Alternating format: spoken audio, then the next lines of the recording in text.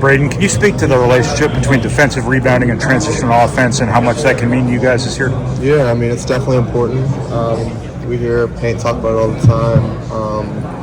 Just understanding that like our offense is really, really good in transition. When we have guys running the wings and our bigs running the middle, or whether we're hitting a ball screen in transition, I mean that's I think a huge part of our offense, and I think we can be really good at that. So being able to get one and done defensively and kind of get that defensive rebound, be able to push the ball, I think that's just our biggest thing that we're focused on. How much did it hold you back last year to have to really fight for that rebound in terms of getting into your offense? No, I thought Trey did a great job. I thought he boxed out well, and we did the best that we can with what we had. And I think at the end of the day, we got a lot of transition points last year, and we're just looking forward to doing the same thing. And obviously, we'll probably move Trey back to the 4, and we'll have a little bit bigger guys in there, which will help even more. But I mean, nothing really changes for us. It's still push the ball and continue with our pace and our play in transition. Trey, how have you gotten better as a rebounder this year? And playing the 4, how can you kind of utilize that to get out in transition? I think playing the 4 just allows me to, obviously blocking on somebody smaller, and it allows me to use more of a physical advantage to go track the ball down. Especially when you have, obviously Daniel's so tall, so athletic, and you have Oscar, who's one of the best rebounders in the country. They're going to be getting a lot of attention, and so I think that frees me up for a lot of rebounds.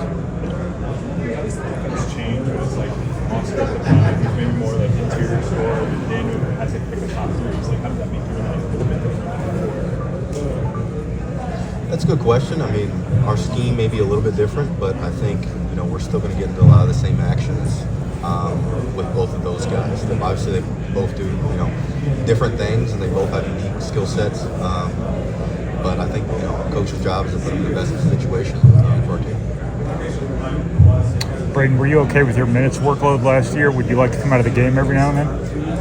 No, I would like to stay in every minute I can, and that's not to be funny or to joke. I'm being serious. It's just how I am as a competitor and as a player, because I feel for us to win each game. That's not me not trust anybody else. It's just how I always am. I want to be on the floor. I want to help. I want to win. I want to be a part of it, and I mean that's just still going to be my goal no matter what.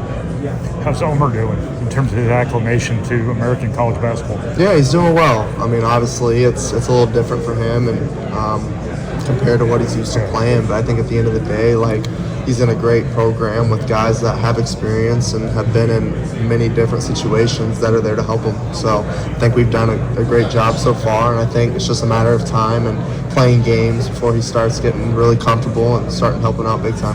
How do you two coexist when you're playing together? Yeah, I mean, I think we do a good job. I mean, obviously, we haven't had a whole lot of time this summer playing together just because he's the other point guard, so we kind of got to go against each other, guarding each other, or he's got to run the offense for the other team because he also has to learn the 1 along with the 2 and 3. But when we play together, he does fine. I mean, he's still working on it, and I'm still learning how to play with him. But, I mean, it's come a long way since June. Trey, you might have the luxury of foul this year. Is that going to be liberating at all? Yeah, no doubt. It'll be nice, not having to watch every single foul that I have. So. Trey, what's the importance of, in this era of college basketball, there's a lot of transfers, but identifying the right one, where I think David Jenkins was the right transfer, Lance was the right transfer, now you get Oscar Liam. It seems like Purdue's done a pretty good job of identifying needs over just going out and getting the top guy. Yeah, I mean, that's one of Coach Paint's. He's gotten a lot of praise for a lot of things. Obviously, being the X and O's guy, being the players' coach, but I think one of his best qualities as a coach as well as recruiting. Whether it be people out of high school or people from other schools, he's done a tremendous job of picking guys that are both talented but also fit well with the team. You two guys, along with Fletch, have been the leaders for a long time on this team, even going back to last year. How do your leadership roles maybe change a little bit this year as seniors, even though the roster is still similar? I mean, I don't think anything's changed. Like you said, I mean, we are seniors now, so we have that extra year of experience compared to what we had last year. But I mean, at the end of the day, nothing changes because the younger guys still look up to us, and we still hold each other accountable to what we've been last year and the years before. So I don't think there really is a huge difference. For both you guys, Matt always talks about the importance of teams being on edge. A couple of years ago, you obviously had quite a bit of motivation. everybody expects the world from you this year. You've had a lot of success. What keeps you guys mad? Yeah, I mean, Motivated. I think just understanding, like, we all came back for a reason. Like, we understand the team that we have and the players and coaching staffs that we have and what we're capable of accomplishing. And I think that's just the biggest thing that drives us. And understanding maybe, like, after freshman year how that went, like, we don't have that type of motivation to be like, okay, well, we have to go prove the world wrong and come back and have the sophomore year that we had. But, I mean, at the same time, like, we didn't try to lose our freshman year in the first round. We didn't try to lose last year in the Sweet 16. We always try to go to the Final Four and make it to the national championship game. So that's going to be our goal every single night. Yeah, I think knowing that it's kind of the last dance, the last go around, our last year playing together gives us a lot of motivation. When I redshirted, Coach Sas Stefanovic told me that this is going to be a great decision and to make my last year the best year. And I think for me, I've always kind of had that in the back of my mind. Every time I go out and play or practice. And so that's truly what I want. I want for myself. I put a lot of hard work in, but I also want it for these guys and this fan base. For either of you guys, where have you seen Fletcher take strides this offseason? Where is he better now than he was last year? Yeah, I mean, I think just his leadership. I mean, he's going to bring what he brings on the court like he has been his past 3 years. I mean, he's able to shoot it from wherever. He understands our offense. He's smart within the offense. He's smart defensively. So, I mean, I think it's just, honestly, it's the same thing for him. Just he's more vocal now, and he's kind of always been our vocal leader, but I think he's just taking that extra step with the younger guys and helping us sometimes even. So I think that's just his biggest things. How are things different when Trey's out and Liam or Jack are in from an offensive perspective? I mean, yeah, it's different. I mean, when you have an All-American player that's not on your team, I mean, that's how I felt since the Sweet 16 because Paint doesn't like to put us together. So, I mean, that's how it's felt for me all summer. But, I mean, just understanding that, like, that Jack kind of has a similar game to Trey, not around the rim, but just in the short roll, like, I can throw it to him and he can make passes out of it, make plays that way. He can shoot it. So, I mean, just understanding the guys that we have and what they're capable of doing, I think is the biggest thing for us. Why doesn't Painter ever put you on the same team? It's a great question. I ask him every day why we can't play together. What was the question? Why doesn't Painter put you two on the same team in practice ever? He wants a competitive practice. You guys are a part of a group of seniors that have decided to stay, come back, stick together, and develop. And that's kind of led to a lot of success for you guys building something special. What does that mean for the program, but also just the landscape of college sports in general, when the temptation sometimes may be to transfer?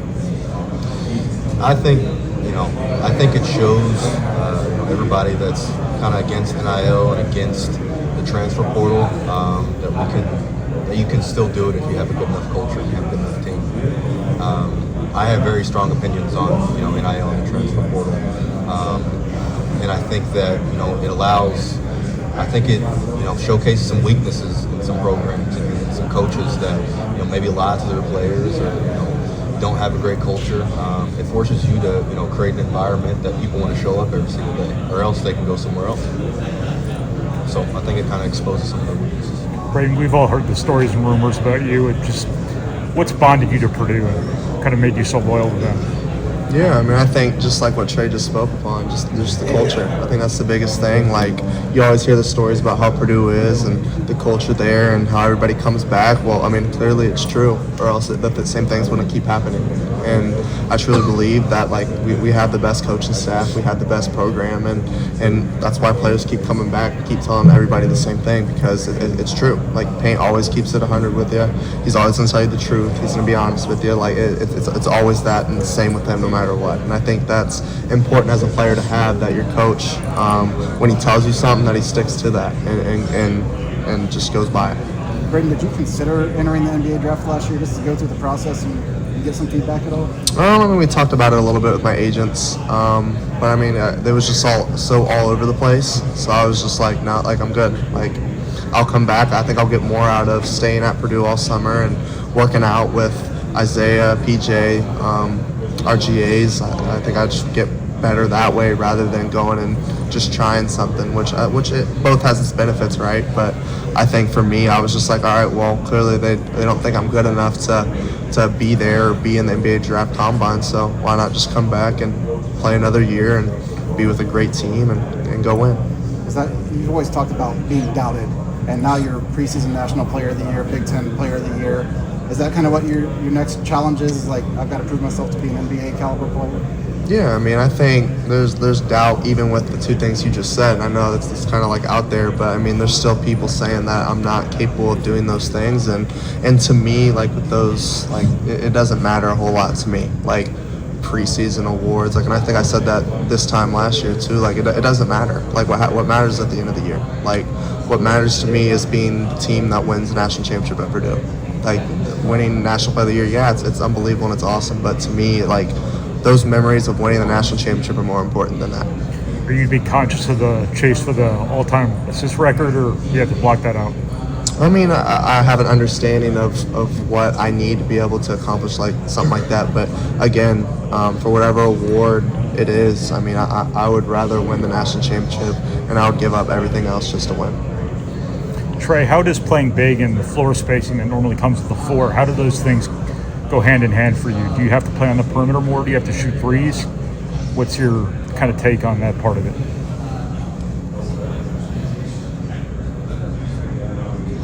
I definitely think I have to play on the perimeter more. I'll shoot some more threes, but a lot of the actions that we're going to get into are still the same. When you look at who we're going to have on the floor, having instead of Caleb, you have Daniel, you have Oscar, you have people that are going to be able to more easily catch those lob passes. I think it's really going to allow us to have an efficient offense that way, especially in those short roll decisions. With that said, I think having such a rebounding advantage while you're playing big can kind of offset some potential offensive deficiencies as well. And I think that'll really help us. Trey, Danny Sprinkle was talking earlier about when you play against Braden, you just kind of see it in his eyes, being on the opposite sideline. As a practice guy who's gone against him time and time again, you kind of see that competitiveness every single day, that he's just different when the chips are on the table. Yeah, it's funny. I've got so many stories about that, but our biggest story is we have something in practice that if you get 2 turnovers, you have a loss. And I remember specifically multiple moments where we've called plays for the guy that Braden is guarding and him getting a steal and me being very, very upset with the coaching staff for calling that play. And so when you're playing certain games and you have somebody who's not only a competitor from an effort standpoint, but from a knowledge standpoint, understands what it's going to help take to win the game, it's very difficult because you have to prepare for it. You have to go, set everybody up and run the play, but also be wary. Okay, watch out for Braden on this, back steal. Watch out for Braden here. Watch out, So I have to put guys in specific places so he isn't able to affect the play as much. And so obviously that helps me when we're playing against other great players, defensive great players that we're going to match up against. But just having that competition every single day, I think is really healthy for our team. How much can you see in Fletch, this guy being just fundamental kind of natural? Where does that kind of I think it shows up from, first off, a leadership perspective. I think that's obviously he's more of an extrovert, he's more of that type of personality, but he also just really understands the system. And so when you have a guy like that just completely understands the system, like being able to help the new guys that come into your program, being able to help some of the older guys. If I have questions, I still go to Fletcher, and ask them. And so again, I just think there's a reason he's one of the leaders on our team, and I think it really helps. Braden, you talked about individual awards. Obviously, it's a very team-focused program. Everyone knows their role, but it still somehow seems to facilitate that. You guys have a rich history of individual award. What do you think kind of enables that? Yeah, I mean, obviously, the people that have won an individual award, like Zach's 2 National Player of the Years, like Carson Edwards, like all those things, like you understand it, and like obviously that's a goal for individually, like that's your goal and what you want to do and what you want to accomplish at that level. But I think all those guys that have won those awards will tell you the same thing that I'm telling you, is that they would rather win than to accomplish an individual award because it's more important. And I think that's just the same with me. That's just how I've been. Like obviously my goal is to get an individual award. Like is to get the National Player of the Year. Is to break the all-time assist record. Yeah, that's a goal for me. But at the end of the day, like I would be willing to give up all of that just to win a national championship with this group of guys, this coaching staff, and this team. Because that's why we all came back and decided to come back and play here. And I love that it's the assist record because that means I'm going to get a lot more pocket passes. But no, I think, I know the question wasn't directed towards me, but I think as a player, that's playing with somebody who's going to accomplish something so incredible. I mean, he's going to accomplish something that's going to put him in top 10, top 5 players to play college basketball. When you really think about it, like who you want to have on your team is a college basketball player. And so, like, in a way, it makes me want to, go in and practice well, make sure I'm hitting on my floaters, make sure I'm doing these things because, obviously we definitely want to win, but we definitely want one of our guys to hold, such prestigious awards as well. And then kind of for both of you, the term baby Oilers has really been thrown around. Freshmen who become juniors and seniors and get old. In today's day and age, lots of transferring. Sometimes comes off even looking kind of mercenary in certain places. Like, how special is it for you guys to have a unique culture of retention?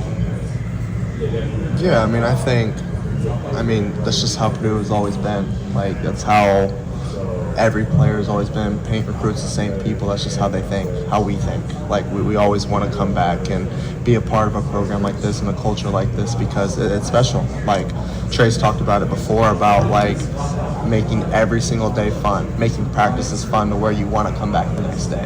Like, you hear stories and you hear other people that we've talked to that we're friends with that, like, talk about how they hate going to practice, how they hate being there, how they hate they're moving to their third different school in 3 years. Like, you never really hear that with Purdue because that's generally what it is. Like, we make our work fun, and Paint says it all the time, make your hard work fun. And I think we do that at the highest level possible, and I think it makes our job easiest and makes it fun for us to be able to go out there and have a good time, but also competing and trying to achieve our goals. How does Paint go about finding those guys? Like, obviously he recruited both of you. What did he ask you? What did you guys talk about that he was able to figure out, hey, these are the guys that are going to fit in my program? So we take an assessment along our recruiting process. It's just about how you are as your natural self compared to when you're competing, like who you are your personality-wise. So, like, he recruits a lot of the same people. So, like, naturally we're all very quiet except for, like, Fletch. But, like, most of the time, like, everybody's the same. Just, like, we're off the court. We care about winning. We care about being a good person. We care about honesty, all those things that make up a good person. And then on the court, we all, like, want to achieve a goal. We all want to win. We all play together. So, like, it's an assessment that we take. And I think that's probably part of it. But at the same time, you can kind of tell within a player, like, who they are and how they kind of handle themselves just by watching. And I think that since I've been at Purdue, like, everybody's been on the same page. Like, and it's why our culture is the way it is. Braden, can you speak to Jakari's summer? I've heard he really made a jump. What was different in him this offseason? Yeah, I think just having that first year under his belt, I think that's just the biggest thing because, I just remember my freshman year, how difficult it was to figure it out. You're playing against a lot bigger guys, and it's a different speed. It's honestly a different game compared to high school, obviously. So I think just for him, he really understood and put in a lot of time this summer on his job and his role for this year, which is to guard the best player. Like, he's picking me up full court when we're scrimmaging or when we're practicing against each other. Like, he's doing an unbelievable job with that. So it's not only making himself better, but it's making me better as well, going against such a great defender like him, CJ, Antoine, whoever it is guarding me. So I think just for all three of those guys, it's the same thing. Like, they understand their role, they get in, they work hard, and they want to compete and win at the same time. So it makes everybody's job a lot easier. Last year there was a lot of conversation about defensive communication, and now that was something that was lacking at times. How do you feel like, for both of you, where do you feel like you are right now in that regard? Does it still need to improve? Are you satisfied with the strides you've made in that area? I think it's something that with the guys that we have on this team, it's always something we gotta continuously improve on. But we're in a much better spot than where we were last year. From what I can tell, I think it's one of those things that Coach Payne's kind of told us. It's one of our biggest weaknesses, and so it's one of the things that we try to keep in the back of our mind every single time we go into practice. At least for me, it's talk. And so I have to repeat myself that every time that I play. Because like I said, it is a weakness of ours. Are you seeing the same things? You got different perspectives on the floor? No, yeah, it's the same thing. I mean, like, we really work on that, just like what I just talked about with our assessments, like how I said, like how we are, we're all naturally quiet. Like, it's just how we are. And so, like, understanding that, like, on the court, we can't be that way.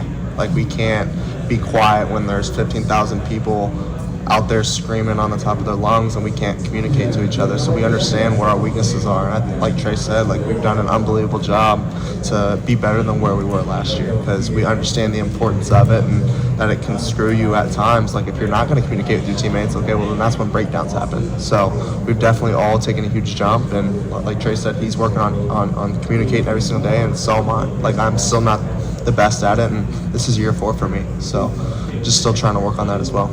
It seems like everyone that we've talked to today at NBC Sports has said that they want to go into Purdue, play you guys. Seems like you guys just have another target on your back. It's like that every single year now. How do you guys feel when you hear other teams say they want to come into your arena, they want to knock you off? Does it bother you? Does it motivate you? Does it make you laugh because you know how hostile environment it is? I mean, yeah. I mean, I think playing at Purdue and being a part of Purdue, you understand that that's what comes with it, because that's the program that we are. Like, everybody always is going to have a target on our back, and my 4 years I've been here, that's how it's been. Like, I lost 11 games my first 2 years, and every single game was court rushed. Like, I think if that says anything about a program, then that's what it is. So I think just hearing that, I mean, I don't think it adds anything else. I think it's just, like, we take it game by game. Like, we got to understand how important each individual game is before we move on to the next one. So I think we just understand that and just take one at a time.